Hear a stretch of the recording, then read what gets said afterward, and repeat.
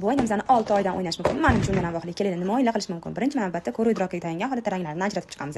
Ikkinchisida ko'ruv idrokiga tayangan holatda ko'rsatib, ko'k qani? Qani ko'k? Mana. Qizil qani? Qani qizil? Mana.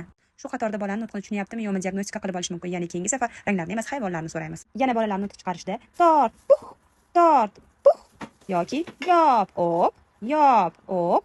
Markovaning birinchi sinf so'zlari bo'yicha nutqni chiqaramiz. Ya'ni buni dumi mana.